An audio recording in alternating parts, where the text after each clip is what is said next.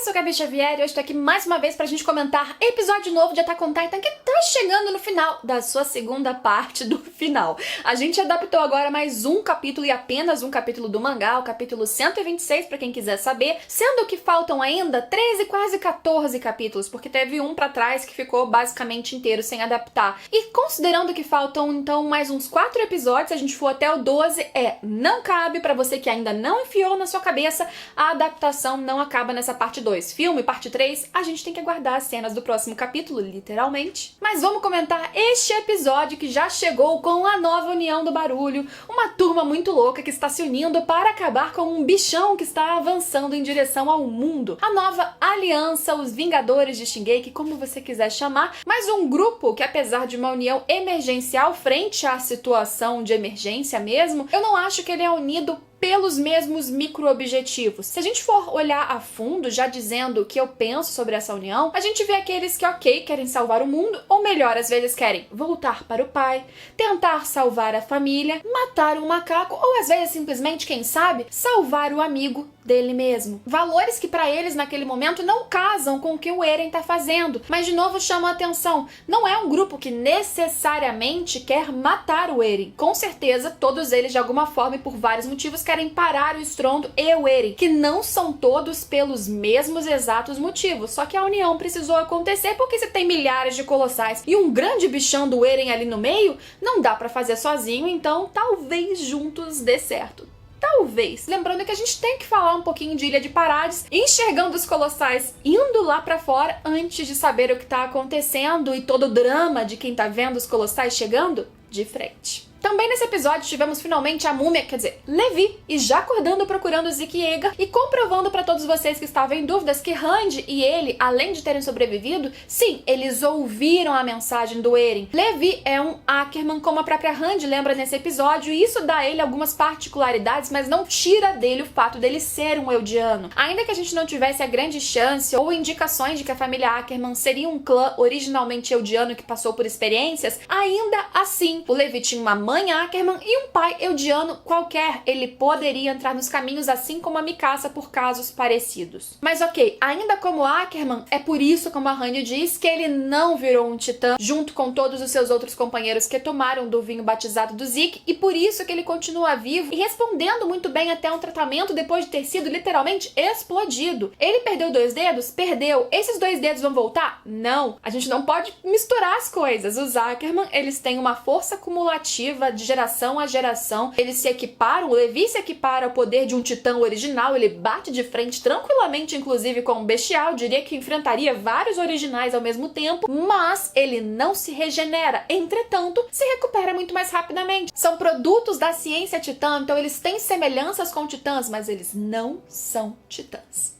Mas tudo bem, isso fez com que o Levi conseguisse fugir, ainda está vivo, na verdade ele foi carregado pela Randy, que abre esse episódio matando algumas pessoas, antigos aliados que estavam infelizmente a mando do Floch pra conseguir matar Randy e Levi, e ela precisou atirar porque ou eram eles ou seria ela e Levi. Ela atira mas chorando, porque é uma realidade que ela não queria se ver, inclusive ela lembra ali de arco político, quando ela foi parte do golpe daqueles que se viraram contra um governo que não era mais justo, que escondia, que privava todos da liberdade, não só a liberdade física de sair das muralhas, mas do conhecimento também, e agora ela se sentia dentro daquela cela, daquele policial que anos atrás virou e falou que um dia você vai estar no meu lugar, porque anos atrás ele também se viu fazendo algo que acreditava ser justo. Eu acho que são situações extremamente diferentes, mas ainda assim, ali ela e Levi estavam sim, além de vários dos seus companheiros, sendo sacrificados em nome de uma nova ordem que os mais novos, a nova geração, estava impondo. É claro que isso mexe com ela, e tá mexendo há muito tempo, desde a temporada passada, na verdade, que ela se questiona. O que a Randy sempre gostou foi de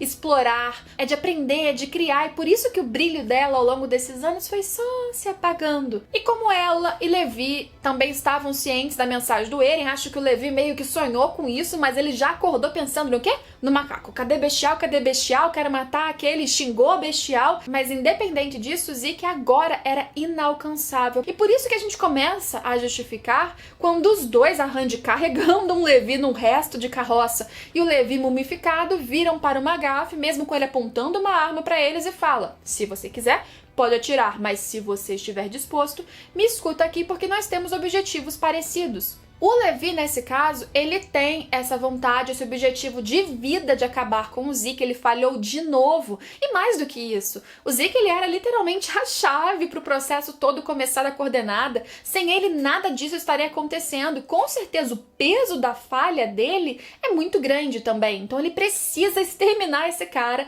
E para isso, ele precisa chegar lá no Titã Fundador. E como que você chega num Titã gigantesco desse?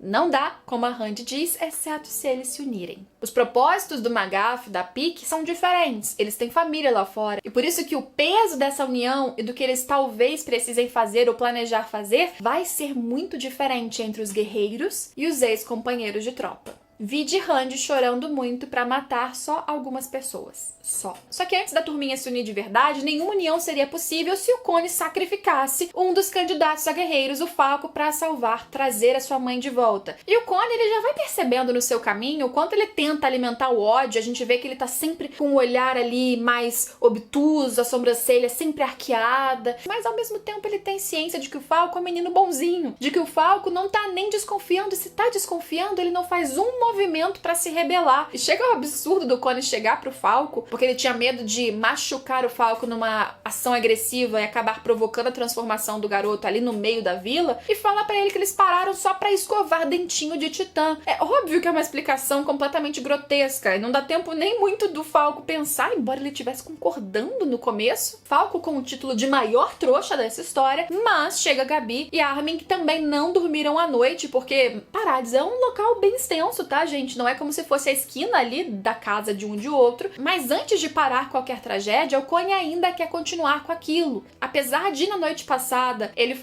perguntar pra Sasha em voz alta se ela aceitaria aquilo, se ela concordaria, o que eu acho que não. Apesar dele não estar fazendo aquilo, inclusive, por vingança da Sasha, olha que é interessante. Ele vira pro Falco, que pergunta se aquilo ali é uma vingança pela Sasha, que ele ouviu o nome na noite anterior, e ele diz que não. Tranquilamente fala que a morte da Sasha foi um efeito de guerra, acontece. E é exatamente isso, ele tem maturidade de entender, mas também dá pra gente entender o desespero do filho de trazer a sua mãe, ainda que não pensando, talvez, se aquilo seria o que ela desejaria pra ela mesma. E no fim ele descobre, ele pensa ou lembra o que ele sempre soube, que não. O Armin, quando ele aparece, ele tenta discutir com o Connie, ele lembra do comandante Irving. De novo, porque o Armin, ele tem essa culpa de se sentir inútil e uma péssima escolha no lugar do comandante. E eu acho que ele também, nessa hora, quando lembrou do Irving, ele lembrou o quanto ele sempre se colocou na frente, porque ele não só lembrou do comandante, ele lembrou do comandante erguendo a espada e indo em frente enquanto comandava as pessoas pra fazer uma mudança, pra tentar mudar. E eu acho que isso foi fundamental pro Armin se jogar ali em cima da boca da mãe do Connie, pronto pra se sacrificar. Ele tiraria esse peso de ser um sobrevivente no lugar de alguém que pra ele seria extremamente mais útil. Ele também tomaria uma atitude ao invés de só observar as coisas acontecendo, e ele impediria a morte de outra pessoa ao mesmo tempo em que faria a mãe do Connie, do seu amigo, voltar ao normal. Só que não seria exatamente o normal. Eu acho engraçado que o Connie fica, o que você vai fazer? E o Armin fica, você mandou eu não falar nada, então eu não vou falar.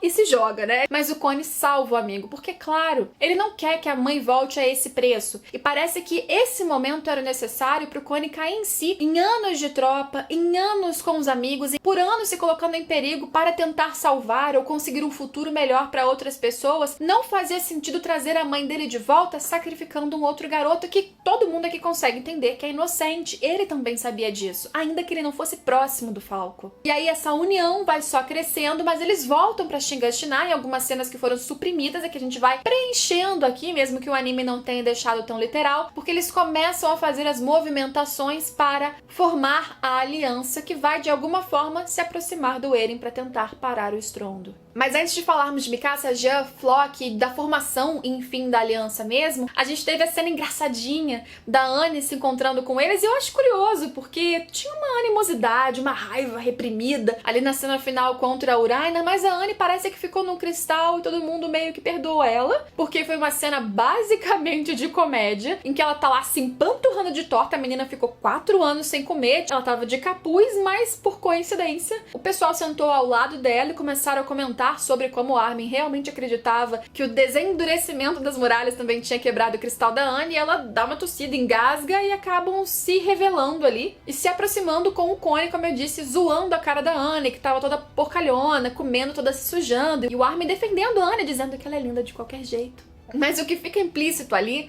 é que ela resolveu seguir com eles, e aí que a gente chega nos dois que faltam pra essa aliança, que são Mikasa e Jean. Também fica implícito que na noite anterior a todos esses fatos, a aliança já estava se formando. A gente teve no começo do episódio também aquela cena de novo do Jean tampando seu ouvido, a Mikasa que não conseguia dormir e só chorava, e cada um deles tinha um tormento. O Jean, ele tentava tampar os ouvidos para os passos dos colossais, para a destruição que estava lá fora e que ele queria ignorar e talvez até comemorar junto com todos os outros, ou vários dos outros ali na ilha, que estavam levantando brindes e falando Sasageyo e comemorando em nome do Eren e do Império de Eldia que está renascendo livre. Talvez pro Jean lá de trás isso seria muito mais fácil. Inclusive depois do seu vômito lá no final do episódio, que eu fico indignada porque ele estava vomitando dentro da água, ele fala exatamente isso, que ele não podia deixar tudo pra trás e ficar lá tranquilão na vida dele dentro da ilha enquanto o mundo se explodia, porque teriam vários corpos, várias cinzas, ou seja, vários dos seus antigos companheiros que jamais o perdoariam se ele fizesse isso. Por isso ele vai. Ele finge, assim como o conselho lá atrás do Sheds pra galera novata, ele tava ao lado dos Jägeristas, tava ao lado do Flock, até ele não estar mais. Ele acompanha todos os julgamentos, todos os discursos, o discurso de liberdade do Flock, tudo que vai acontecendo, sempre atrás, inclusive no topo do palco, atrás do Flock. Da Mikasa, não. A Mikasa ficou nos bastidores, mas recuperando o seu cachecol, o grande vínculo, símbolo de união dela com o Eren, que ela deixou pra trás. E talvez depois de tanto pensar, com certeza no caso da Mikasa, pra mim, o que ela passou a noite acordada pensando foi no Eren, em como ele tava cada vez mais longe, cada vez mais impossível dela controlar ou dela ajudar. Nesse momento ela resolve pegar o cachecol de volta. Tava com a Louise, a sua eterna fã, que levou um pedaço de lança do trovão lá dentro do estômago, tava prestes a morrer só porque ela queria ver a Mikasa em ação no meio da batalha toda, pois é. E a Louise fala algo interessante que a gente não pode deixar passar batido, que o Eren, no momento em que ele tava preso ainda, num dia em que a Louise foi levar comida pro Eren, ele disse que gostaria que o cachecol da Mikasa fosse jogado fora. Só que a Louise não conseguiu fazer isso. Mesmo quando a Mikasa tirou, ela acabou guardando o cachecol, até porque ela é muito fã. Imagina usar aquele cachecol ali da Mikasa, ela se sentia muito perto, e Mikasa nem ligando pra menina, mas tudo bem. E a Mikasa só pega o cachecol e vai embora. Eu, de novo, acho muito triste o como a Mikasa, ela tá cabisbaixa, o quanto ela fica apagada nesse ponto da história, o quanto sem o Eren e sem conseguir alcançá-lo, ela fica praticamente como um robô, sem atitude, sem pensamento, sem se colocar nas situações, mas ela também se uniu a esse grupo, e essa união foi tão bem articulada que o Jean, ele estava pronto para dar o sinal no momento certo, para que a Pieck aparecesse e pegasse todo mundo que precisava, para eles fugirem antes que o Flock se desse conta do que estava rolando. E Helena e Onyankopon estavam sendo julgados, aí Helena como uma traidora desde o início, porque ela estava confabulando com o Zeke para esterilizar todos os Eldianos, portanto acabar com os Eldianos a longo prazo. E o Onyankopon, ele não era traidor, ele não sabia desse plano de esterilização, mas ele não aceitava baixar a cabeça para eles, o Império de Eldia. E o Onyankopon, ele é muito veemente quando vai responder. Apesar de todos os gritos da galera inflamadíssima, quem estava ali participando do julgamento, eles estavam realmente com palavras de ódio, querendo sangue. Apesar disso, o Onyankopon não abaixa a cabeça e fala: vocês estão loucos? O que resta pra mim? Eu tava aqui ajudando vocês, fazendo tudo por vocês, inclusive por Eldia e pela minha família. E agora a minha família vai ser achatada. Vocês acham que eu vou ficar do lado de vocês? Inclusive, quem que sobrou nessa ilha? Um bando de xenofóbico? Um bando de nacionalista?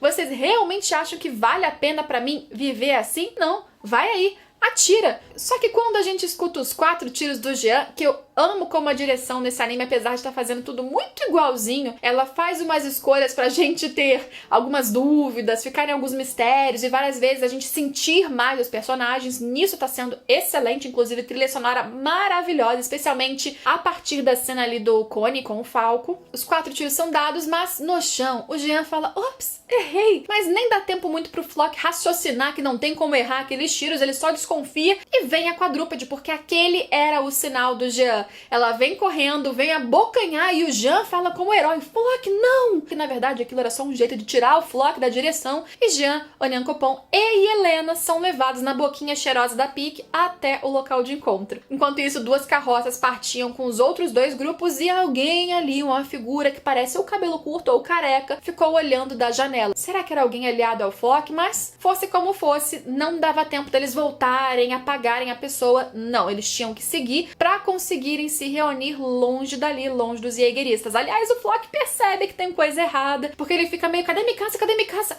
Cadê Mikasa? Não vai demorar muito pra ele entender que perdeu o controle, e perdeu o controle de pessoas que são perigosas. O encontro no lago acontece com Randy que explica pra Helena que ela só ficou viva porque o comandante Magaff estava ali, ó, de olho nela, querendo ela viva, essa grande traidora, inclusive. Como eu disse, tem a cena do Jean vomitando na água, que eu acho extremamente porco. Tem a cena também fofinha da Randy virando pra Pique falando, você não fica meses como titã?